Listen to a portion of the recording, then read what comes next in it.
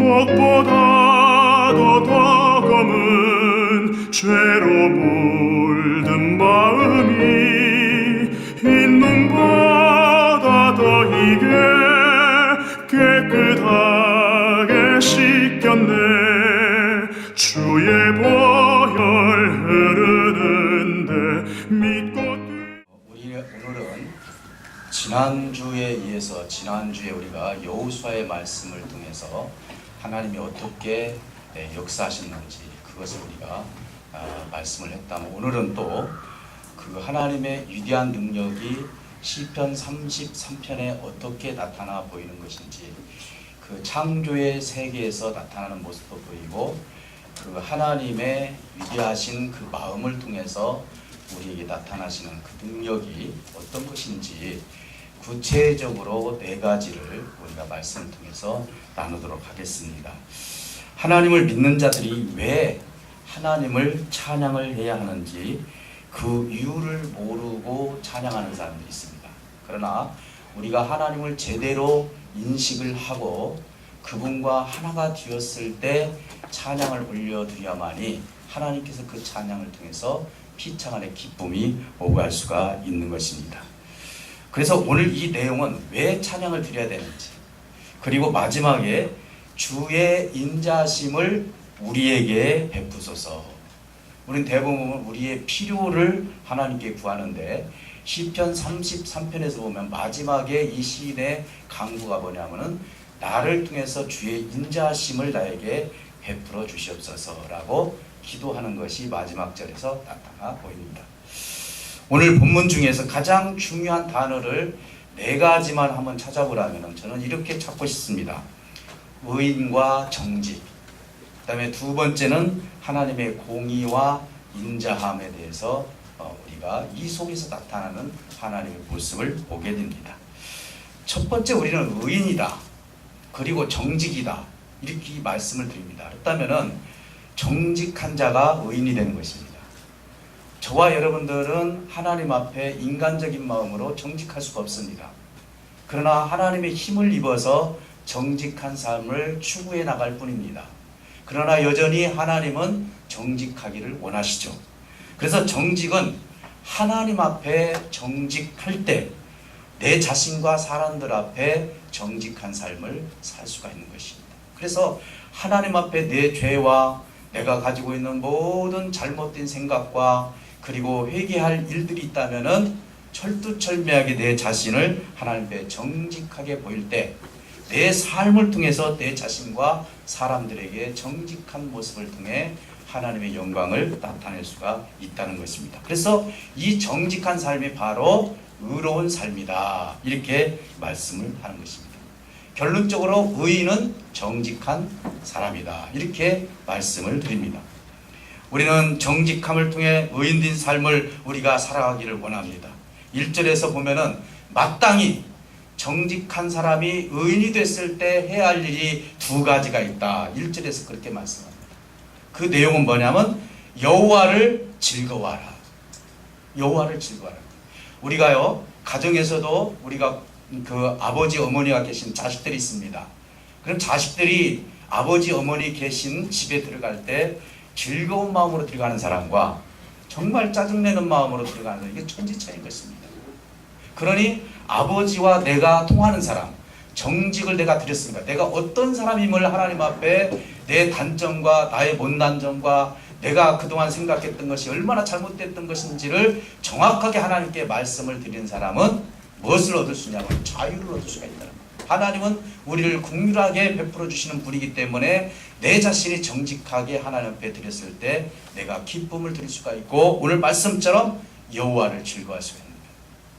내 자식이 아무리 죄인이라 할지라도, 잘못된 삶을 살다 할지라도 이 자식이 아버지를 인정을 하고 그리고 그것을 깨닫고 아버지 품에 왔을 때는 아버지는 항상 즐거운 것입니다. 이 자녀가 앞으로 어떻게 될 것이다, 저놈이 정말 나쁜 짓을 할 것이다, 이렇게 예상을 하면서 이 자식을 바라보는 부모는 하나도 없습니다. 하물며 하나님께서 정직한 내 모습을 그대로 아버지께 드러냈을 때 아버지 앞에서 즐거워할 수가 있다는 것입니다. 내가 하나님 앞에 무엇인가 숨기게 되면 아버지를 피할 수밖에 없는 거예요. 에덴 동산에서도 죄를 짓고 아버지를 피했습니다. 아담아, 대체가 네가 어디에 있느냐? 아버지께서 아담과 하와가 어디에 있는지를 몰라서 물어본 것이 아닌 것입니다. 정직하게 네가 나에게 나타나 보이라는 것입니다. 시편 33편에서 우리에게 주는 것은 여호와를 즐거워할 수 있는 사람은 정직한 삶을 살고 의인된 삶을 사는 사람들이 할 수 있는 일이다, 이렇게 할 수 있습니다.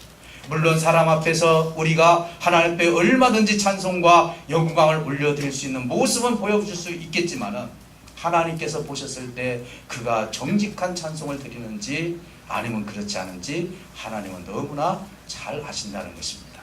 그래서 찬송은 마땅히 해야 할 일이다. 우리가 하나님을 믿는다면, 하나님으로부터 의인된 삶을 살고 있다면, 정직을 통해서 내 삶을 그대로 고백된 삶이라면 하나님 앞에 마땅히 찬송을 드려야 되는 거예요. 그래서 나는, 여러분들은 슬퍼도 기뻐도 찬송을 드리는 거예요. 유행가는 어떻습니까? 내가 괴롭고 또 내가 슬프고 내가 무엇인가 향수에 젖고 그러면 유행가를 통해서 내 혼적인 요소를 갖다가 다 위로를 받습니다. 그러나 찬송은 다릅니다. 찬송은 어떤 의미가 있습니까? 내가 힘들어도 고통스러워도 어려워도 정말 당신이 하나님의 사람이라면은 그 찬송이 끊기지 않기를 원하는 것이 하나님의 마음이라는 사실을 믿으시기를 주님으로 축복합니다. 오늘 우리가 어떤 때는 그래요. 내가 기분이 나쁘다고, 내가 마음이 찹찹하다고, 나 찬송할 시간 없어, 나 찬송할 마음이 없어, 이런 용도의 찬송이 아니다 이 말이에요. 내가 죽을 것 같은 인생의 고통을 당한다 할지라도, 어려움을 당했다 할지라도 그 자리에서 하나님은 찬송하기를 원합니다. 바울이 감옥에 갇혔을 때도 찬송을 통해서 하나님의 역사가 나타난 것처럼 하나님은 여전히 여러분들의 고난과 고통 속에서 찬송하기를 원한다는 사실을 믿으시기를 주님이라 축복합니다. 그러니 내가 하나님 앞에 정직하고 의인된 삶을 사는 사람은 하나님 앞에 끊임없이 마땅한 찬송을 드려야 된다는 사실을 믿으시기를 주님으로 축복합니다. 그 뒤에 보면 수금으로 찬송하라, 새 노래로 찬송하라. 물론 우리는 새 노래라는 것은 날마다 찬송을 만들어서 드리라는 것이 아니라 우리가 찬송을 부를 때 오늘 부르고 내일 부르고 했을 때 감동이 다 다릅니다. 어제 불렀으니까 오늘 부르면 이게 싱거웠다. 유행가는 그럴지 모르지만 찬송은 부르면 부를수록 내 영혼이 즐거워진다는 사실을 믿으시기를 주님으로 축복합니다. 그래서 우리는 새 노래로 항상 주님께 찬송을 드리라. 이것은 새 마음으로 하나님께 찬양을 드리라고 말씀을 하시는 것입니다. 오늘 1절에서 4절까지 이 내용이 뭐냐? 바로 의인, 정직한 자가 하나님을 즐거워하고 마땅히 찬송을 드려야 될 것이 아니냐, 이 말씀을 시편 33편에서 저 여러분들에게 말씀하고 있습니다. 그렇다면은 왜 하나님을 찬양을 해야 될지를 이제 그 밑에서부터는 계속 말씀을 하고 있습니다. 5절에 보니까 정말 중요한 말씀을 드렸습니다. 제가 단어 4개 중에서 두 번째 했던 것이 뭐냐면은 공의와 인자심입니다. 하나님은 공의와 인자심으로 우리를 다스려 주시기 때문에 저와 여러분들이 하나님께 찬송을 드립니다. 만약에 하나님께서 공의만 계신다면요, 저와 여러분들이 이 자리에 있을 사람 한 사람도 없습니다. 만약에 하나님이 인자심만 계신다면은 하나님의 법도와 하나님의 뜻을 모르고 방종하면서 살 수밖에 없을 것입니다. 근데 하나님의 신기한 것이 뭔 줄 아십니까? 하나님의 신비스러운 것은 그 하나님 마음속에 공의와 인자심이 그 속에 같이 계신다는 거죠. 얼마나 신비스럽습니까? 사실은 이 모든 것을 놓고 본다면은 우리가 어떤 삶을 통해서도 하나님께서 때로는 공의를 통해서 우리를 심판하실 것이라면서 무서운 하나님으로만 우리가 바라볼 수 있습니다. 그러나 우리 하나님은 그런 하나님이 아니라는 것을 알 수가 있습니다. 그래서 조화를 이룬다는 것은요, 굉장히 중요한 거예요. 부모님들이 자식들을 대할 때 조화를 이루어야 됩니다. 사랑의 매가 있으면은 그거에 대한 대가가 있어야 돼요. 그것이 바로 그를 이루할 수 있는 마음이 있어야 돼요. 매를 댔으면 이루할 수 있는 마음이 있어야 돼요. 나는 죽을 것 같았는데 하나님이 살려주셨다. 이 말은 뭔 말입니까? 죽을 것 같다라는 말은 뭡니까? 하나님의 공의로 본다면 내가 하나님 앞에 설 수 없는 죄인이지만은 내가 살았다는 것은 하나님께서 인자심을 베풀어 주셨기 때문에 살았다. 이렇게 표현한 것입니다. 그러니 하나님이 나를 향해서, 여러분들을 향해서 하나님의 공의와 인자하심으로 나를 다스려 주심에 찬양을 해라.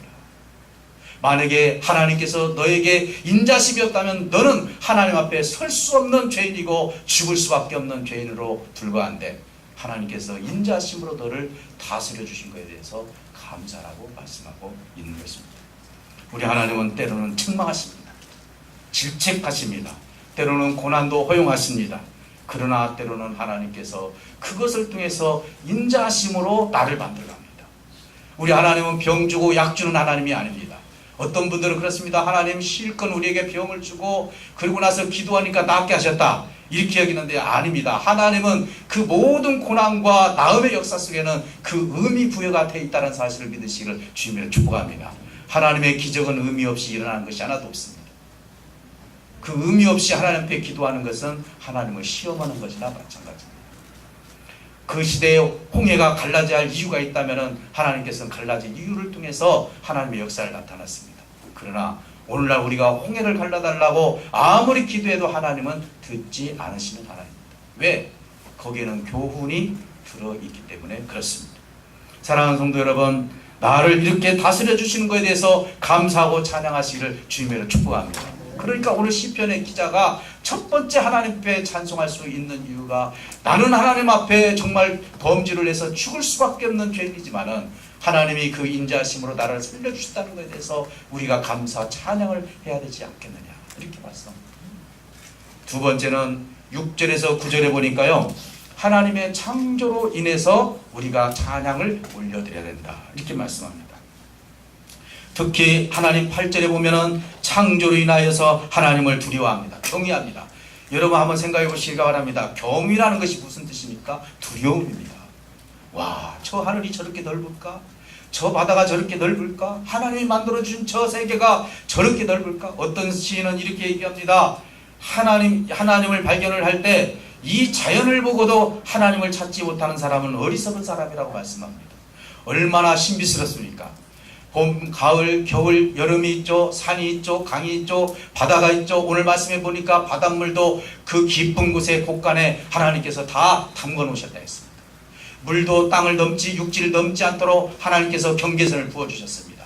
해와 달과 별을 보세요. 이 삼라만상에 있는 우주가 움직이는 이 모든 것들을 한번 보시기 바랍니다. 이 우주가 계속 향해서 이 해를 향해서 우리가 이 지구가 도는데 여러분 얼마나 빠른 속도로 돕니까? 우리는 그런데 아무 인지함이 없이 편안하게 이 땅에 살고 있습니다. 얼마나 신비스럽습니까? 우리 육신을 보시기 바랍니다. 의사 선생님들이 우리 내장에 있는 육신을 보고 예수를 믿는 사람들이 있다고 그래요. 신을 믿는 사람들이 있다고 그래요. 밥을 먹고 위장에서 그것을 봐서서 그것이 영양이 섭취돼서 사람 몸에 필요한 요소로 들어가고 피가 만들어지고 그리고 그것을 배설하고, 이런 모든 신비스러운 하나님의 세계, 하나님께서 만드신 인체만 봐도 하나님이 살아계신다는 사실을 인정할 수 있다는 것입니다. 오늘 하나님의 창조의 세계를 보고 하나님을 경외하는 마음을 갖는 것, 그러니 이것이 바로 우리가 하나님 앞에 찬양할 일이 아니냐. 그러나 우리가 잘못하면은 이렇게 하나님을 무서운 하나님, 이렇게 두려운 하나님으로 우리에게 인식하게 하시고 왜 위에서는 하나님께서 찬양하라고 하시냐, 이것이 어떻게 보면은 상반된 내용이 될 수도 있겠습니다. 말이 안 맞을 수도 있다 이 말이에요. 아니 하나님을 두려워하고 또 어디서는 하나님을 찬양하라고 하느냐. 그런데 저는 이 부분을 시편 2편 11절에서 찾아볼 수가 있습니다. 뭐라고 말씀하셨습니까? 하나님을 향해서 떨며 하나님을 향해서 즐거워할지다. 떨며 즐거워할지다. 여러분, 제가 고등학교 2학년 때 학생회장이 돼서 처음으로 헌신 예배를 드렸습니다. 사위를 받습니다. 그 자리가 얼마나 떨리던지, 대표 기도를 어떤 학생이 하는데 막 뒤에서 사시나무 떨듯이 떨떨떨떨떨. 그런데요, 끝나고 나니까 영광의 자리였습니다. 하나님께서 나를 이렇게 세워주셨구나. 우리 청소년들이요, 좋아하는 사람들이 있으면은요, 그냥 편안하게 만나고 떨려. 언제 올까? 언제 올까? 떨려. 오늘 여기서 말하는 것은 하나님을 향한 기대를 떨면서 하나님을 기다리는 것입니다. 얼마나 하나님을 만나고 싶으면, 물론 지금 내가 내 속에서 하나님을 만나고 계시지만 정말로 내 인생의 삶을 끝나고 하나님을 만나는 그 자리에서 떨리는 마음으로 하나님을 찬양을 하고 하나님을 내가 그리워한다면 얼마나 우리가 하나님을 경배하는 마음이 그 속에 있겠냐 이 말입니다. 그래서 만나고 싶은 사람이 있으면 떨리지 않는 사람 없습니다. 만약에 혹시라도 우리 군산 열린교회에 문재인 대통령이 온다고 신효진 목사를 만나러 온다면 떨릴까 안 떨릴까요? 떨리죠. 떨립니다. 그런데 만나고 나서 얼마나 그 자리가 영광스러운 자리고 명예스러운 자리일까요? 야, 군산 열린교회 대통령께서 오셨어. 그러잖아요. 하물며 우리를 창조하신 하나님 앞에 떨지 않는다는 것은 문제가 있는 거 아닙니까? 세상의 명예자와 세상의 권위자 앞에서도 우리 인생들이 떨면서 그 사람을 만나는데 하물며 나를 창조하시고 나를 잘하시는 하나님 앞에 떨리지 않는 사람이 어딨냐 이 말이에요. 우리 하나님은 병 주고 약 주는 하나님이 아니라 그렇게 경배의 대상이고 위대한 하나님이시기 때문에 떨면서 그분을 만날 수밖에 없는 존재가 우리라는 사실을 시편 기자가 말씀하고 있는 것입니다. 사랑하는 성도 여러분, 오늘 우리는 하나님을 극도로 찾게 되면 안이 떨릴 수가 없습니다. 정말 극도로 내가 신경을 쓰면서 극도로 하나님 앞에 기도하면서 하나님 앞에 간구할 때 떨리지 않는 부분이 어디가 있겠습니까? 그런데 하나님께서 우리를 그렇게 떨리는 마음으로 만났을 때 하나님의 그 삶이 저와 여러분들이 얼마나 기뻐하겠습니까? 그래서 이 시인은 하나님께 그렇게 찬양하라고 말씀하고 있는 것입니다. 세 번째는 10절에서 12절에 보니까 하나님의 통치로 인해서 우리가 하나님을 찬양을 해라 그랬습니다. 여기에 보니까 나라의 계획과 민족의 사상과 이 모든 것들을 하나님께서 무효로 돌려놓겠다 그랬습니다. 아무리 인간 세계가 그 모든 세계가 멋있게 모든 계획이 돼 있다 할지라도 하나님과 관계되지 않는 것은 내가 무효하겠다. 여러분 생각해 보시기 바랍니다. 전쟁이라는 것은요 사실은 수 대 수입니다. 능력 대 능력인 거예요. 여러분 수가 적은 300명의 기드온의 용사가 이겼다는 건 정말 상식적으로 이해가 되지 않는 거예요. 10만 이상이 넘는 그 군대를 어떻게 300명이 이길 수가 있겠습니까? 근데 하나님은 여기서 그렇게 말씀하시더라고요. 민족이 아무리 똑똑하고 나라가 계획을 세우고 민족의 사상이 아무리 좋다 할지라도 하나님은 무효로 돌릴 수 있는 능력이 있다라고 말씀하고 있는 것입니다. 다시 말씀드리면 하나님의 통치를 받지 않는 것은 다 무효로 만들 수 있는 능력이 누구에게 있어요? 하나님께 있어요. 그래서 전쟁의 칼도 꺾을 수 있고 활도 꺾을 수도 있고 전쟁을 멈추게 할 수도 있고 수레의 바퀴도 뺄 수 있는 분이 누굽니까? 하나님이신 것입니다. 여러분 홍해바다가 여러분 실질적으로 여러분들 있을까 없을까 하시는 분도 있겠지만은 요즘 여러분 잘 사이트를 찾아보면 홍해바다가 있습니다. 건너왔던 자리에 그 말 박자리가 거기에 다 있습니다. 인공위성으로 봤을 때 홍해 그것을 찍었는데요. 그것이 밤새도록 하나님께서 바람을 불어서 산을 허물어서 그 길을 만들어 주신 분이 누굽니까?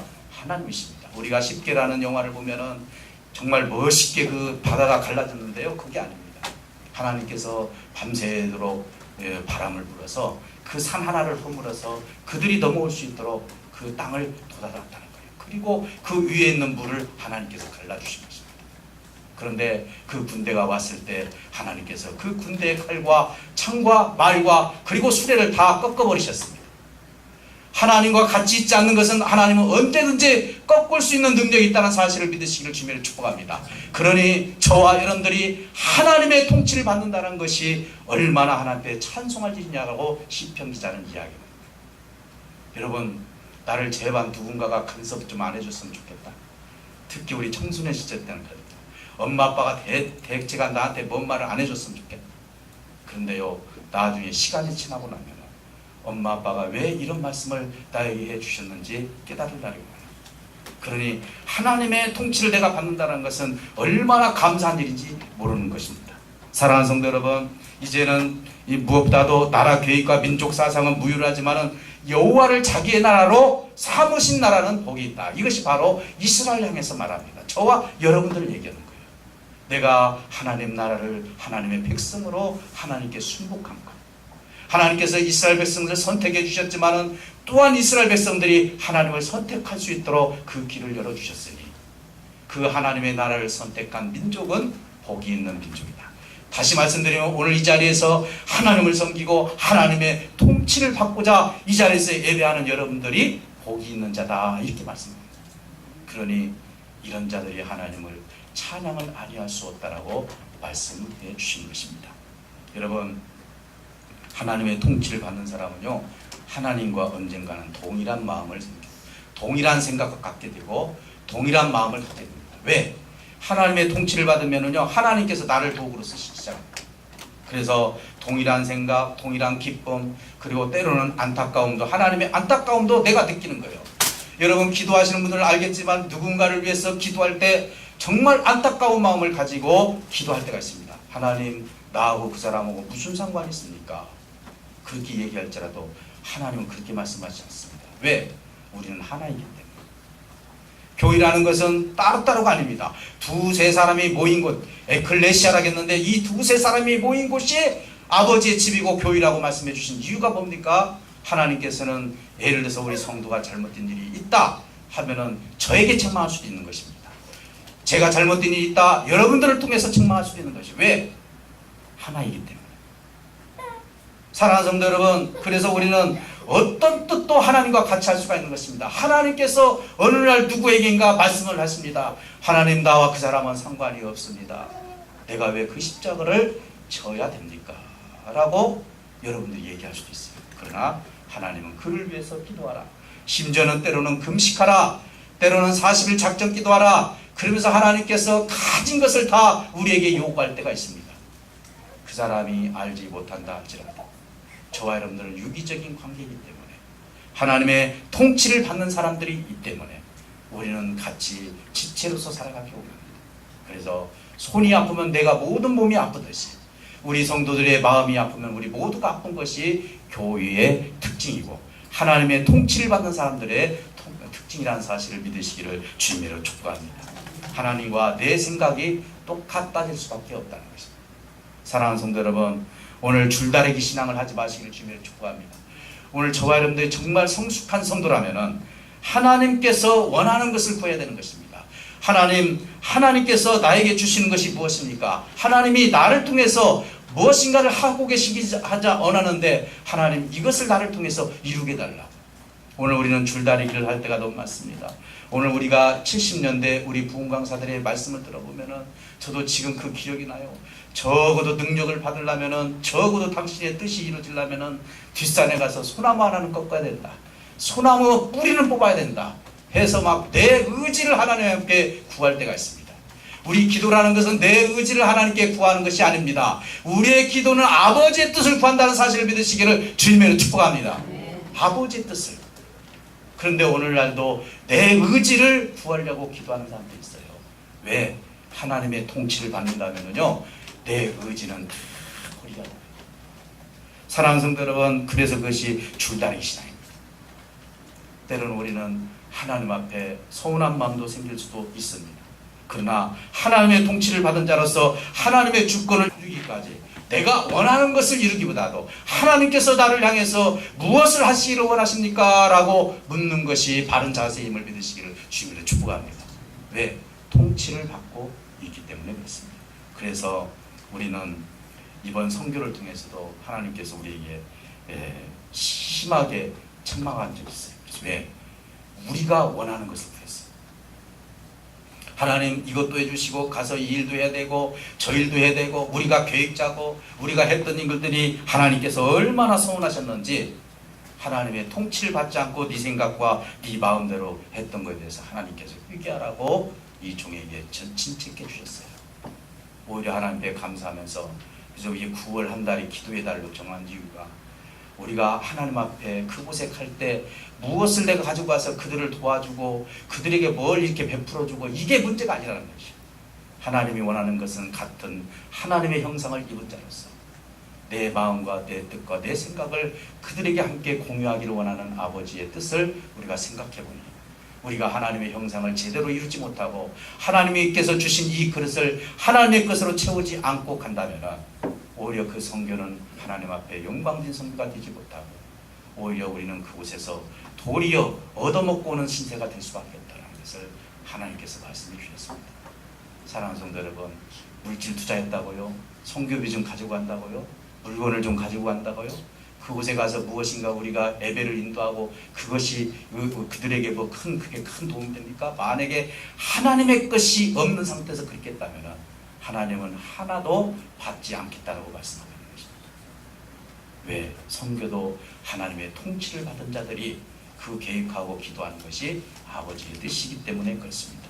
사랑하는 성도 여러분, 우리는 하나님의 통치를 받기 때문에 하나님을 찬양 안 할 수가 없습니다. 나를 도와주셔서 나의 연약한 부분이 하나님의 강한 것으로 나타나게 달라고 기도하는 것이 마땅치 않겠습니까?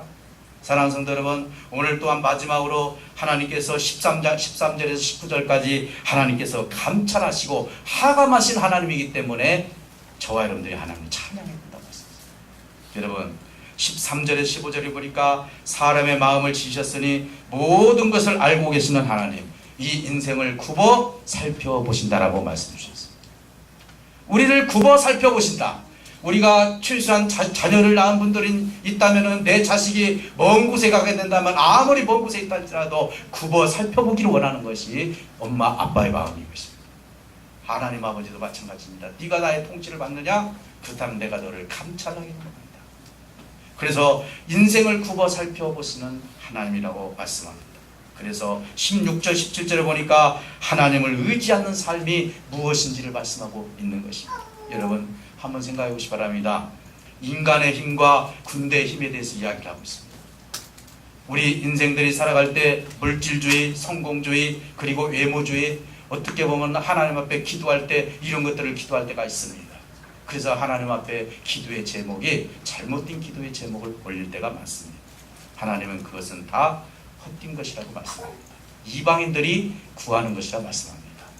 하나님의 나라를 위해서 먼저 그 나라와 그 의를 구할 때 하나님께서는 우리의 필요한 모든 부분들이 무엇인지를 너무나 잘 아시는 하나님이기 때문에 하나님의 먼저 그 의를 구하라고 말씀하고 있습니다. 그래서 인간의 힘이 구원을 이룰 수가 없고 군대의 힘이 구원을 이룰 수가 없습니다. 여러분 슬픈 얘기지만은 전 박근혜 대통령이 그렇게 권위자였습니다. 여러분 수의를 입고 수갑을 차고 가는 그 모습을 보실 때 여러분 한 사람의 국민으로서 대통령으로서 얼마나 우리 자신이 부끄럽습니까? 그 자신도 부끄럽겠지만은 일개대가 대통령으로 섬겼던 그분이 저렇게 감옥에서 수의를 입고 왔다 갔다 했을 때 어떻습니까? 그분이 권위가 없었습니까? 그분이 물질에 능력이 없었습니까? 그분 주변에 사람이 없었습니까? 그러나 오늘날 그를 구원해 줄 수 있는 사람이 누가 있습니까?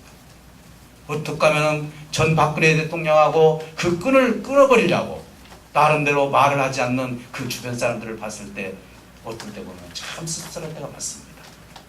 그들이 권위를 가지고 있을 때는 내 목숨 다 바쳐서 그 사람에게 충성을 다하고 최선을 다할 것처럼 얘기했지만은 지금 그가 위기에 처했을 때는 한 사람도 그를 향해서 말을 하지 않습니다.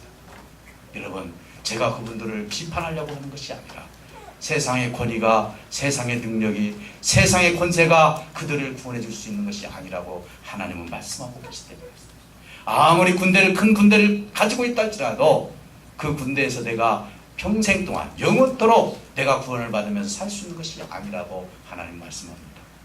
여러분 하나님의 능력은 작은 데서부터 이루어집니다. 지금 오늘날로 말하면 시리아 지역 북이스라엘 쪽에 보면은 나만 장군이 엘리사를 향해서 병을 고치고 왔습니다. 그 왕이 여러 가지 재물을 가지고 와서 그 병을 고쳐달라고 이야기를 합니다. 근데 엘리사가 어떻게 보면 나만 장군에 대해서 어떻게 보면 기분 나쁘게 대해줍니다. 나와 보지도 않고 이야기합니다. 요단강에 가서 7번 적시라고 얘기를 합니다.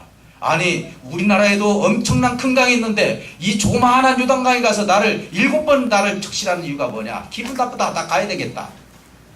여러분 그러나 하나님은 요단강 가서 7번 적시라는 아주 작은 명령이지만 이것에 순종하기를 원하는 것이 하나님의 뜻인 것입니다. 오늘 우리는 하나님을 믿으면서 하나님이 위대하신가 나는 무슨 큰 일을 해야 되겠다. 그리고 무엇인가 큰 것을 해야만이 하나님께서 나를 좋아하시고 내가 하나님께 뭔가 영광을 올려드린 것처럼 생각합니다. 그것은 내가 일을 하려고 하는 것입니다. 이번 선교에서 나타나는 것이 바로 그런 것입니다. 내가 일하는 것이 아니라 작은 것 하나 가지고 하나님께서 일하신다는 사실을 믿으시기를 주님의 축복합니다. 그것이 바로 요단강에 가서 7번만 적시라는 것입니다. 그게 어렵습니까? 그 작은 순종이 어렵냐 이 말이에요. 그리고 나서 그 부하들에 의해서 가서 한번 적셔봅시다 해서 적시고 나서 모든 몸이 깨끗하게 씻음을 받지 않습니까?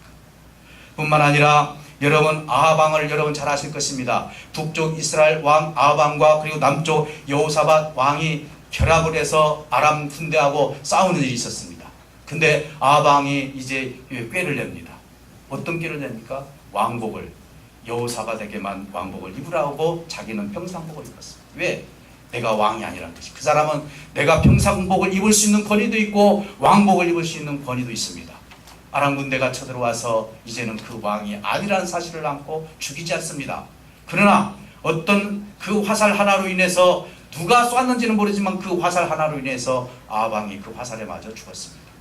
그가 가지고 있는 아무리 큰 권위라 할지라도, 그가 가지고 있는 권능이 있다 할지라도, 그가 아무리 이렇게 있고 저렇게 변장한다 할지라도 하나님께서는 그 모든 것을 꺾으시는 하나님임을 거기서 나타내 보입니다.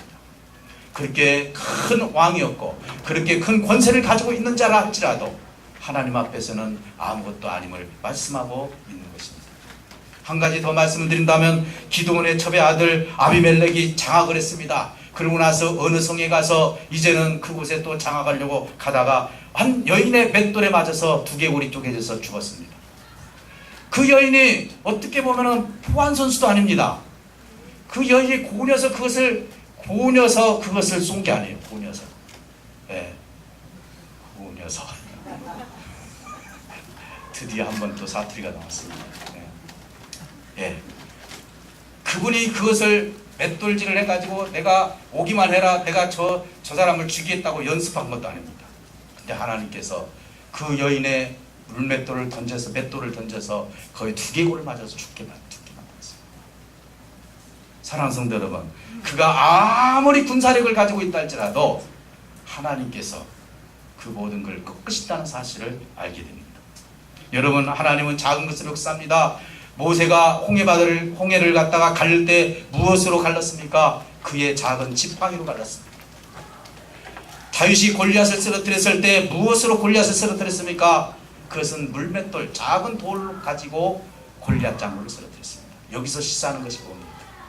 우리는 큰 것을 통해서 하나님께 영광을 올려봅니다. 그게 아닙니다. 작은 것을 통해서 하나님께서 일하실 수 있도록 만드시기를 주님으로 축복합니다. 작은 순종을 통해서 하나님께서 역사할 수 있도록 만드시기를 주님으로 축복합니다. 하나님의 통치를 받게 되면은 하나님은 내가 아무리 작은 것이라 할지라도 이 일이 1000이 될 수도 있고 만이 될 수도 있고 100만이 될 수도 있다는 사실을 믿으시기를 주님으로 축복합니다. 이것이 하나님의 통치를 받는 사람들의 그 신앙의 모습인 것입니다. 이제 마지막으로 이제 18절 19절에 보니까 하나님께서 감찰하시는 하나님을 의지하는 사람은 사망에서 건져주시겠다 이렇게 말씀합니다. 그러니 하나님의 돌보심을 받는 저와 여러분들은 절대로 저와 여러분들을 죽이시는 하나님이 아니라 우리를 살려주시는 하나님을 믿으시기를 주님으로 축복합니다. 마지막으로 이제 20절에서 22절의 말씀에 보니까 여호와를 바라며 하면서 내 생각과 내 뜻을 다 버렸으니 이제 하나님의 인자하심만 저에게 허락하여 주시옵소서. 하나님이 인자로 나를 베풀어 주셔야만이 내가 이 땅에서 살 수 있사오니 하나님, 내가 이렇게 해서 4가지 찬양에 대해서 하나님께 올려드렸는데 이제는 나에게 필요한 것은 하나님의 인자하심입니다. 하나님, 나의 부족한 것이 있다 할지라도 하나님 인자를 베풀어 주셔서 내가 영원히 하나님을 찬양할 수 있는 삶이 되게 해달라고 이 시인이 지금 찬송하고 있는 내용이 시편 33편 내용입니다. 우리는 하나님을 협박할 때가 있습니다. 그렇지 않습니까? 하나님, 이런 얘기도 합니다. 내가 빠지면 하나님 손에지 내 손입니까? 라고 할 때도 있습니다. 참 믿음이 약할 때 하시는 말씀입니다. 하나님이 그렇게 사람이 없는 줄 아십니까? 하나님이 그랬죠. 이제 엘리야가 이제 그 큰 역사를 이루고서는 하나님 다 죽여주라고. 그 뜻 속에는 뭐가 있냐면 나 죽게 되면은 이 하나님의 나라에 대해서 누가 일을 합니까?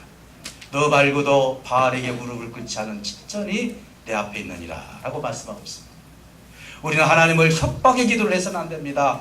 하나님 앞에 간구를 하시되 오늘 저와 여러분들은 정말 무엇을 하나님께 구해야 될지 내 뜻을 간구하면서 내 뜻을 구해달라고 하는 것이 아니라 하나님의 공의와 인자를 통해서 나를 살려주셨고 내가 어떤 삶을 살아야 될지를 오늘 이 시편에서 말씀하신 것처럼 내가 무슨 물질적인 거, 내가 이 땅에 살면서 1차적인 문제, 이것보다도 하나님과 내가 하나가 되기 원합니다. 나를 고쳐주시고 그 공의 속에서 나를 살려주시고 그리고 나를 인자하심으로 나를 용서해 주시고 나를 만들어가 달라고, 정말 하나님의 형상을 입혀달라고, 이것이 우리의 기도가 되어야 되지 않겠습니까? 오늘 저와 여러분들은 하나님 앞에 인격적인 하나님을 만나서 내 삶이 어떤 삶인지, 나 예수를 믿었더니 하나님께서 물론 내 사업을 잘 되게 해주셨어, 내 자식이 잘 됐어, 내 자식이 출세를 했어, 물론 그것도 하나님께서 다 하시는 일이지만 실질적으로 1차적으로 하나님께 기도해야 할 내용은 내가 진정으로 하나님의 형상을 입는 것입니다. 하나님의 사람이 되는 것입니다. 그것도 어떻게? 하나님의 공의와 인자심을 통해서 나를 만들어가 달라고 하나님께 기도한 시편 기자가 오로지 다른 것보다 물질 달라고, 생명 달라고, 건강 달라고 기도하지 않았습니다. 뭐만 달라고? 하나님의 인자심을 달라고 기도했던 이 기도가 저와 여러분들의 기도가 된다면 하나님은 저와 여러분들을 통해서 마음껏 하나님의 뜻을 향해서 쓸 수 있는 저와 여러분들이 될 줄 믿습니다. 그럼 꼭 승리하시고, 그렇다고 하나님은 안 주시는 하나님이 아님을 꼭 믿으셔서 오늘 시편 33편 말씀이 여러분 가슴판에 새겨져서 영원히 하나님을 찬양할 수 있는 저와 여러분들 되시기를 주님으로 축복합니다. 기도하겠습니다. 하나님 감사합니다.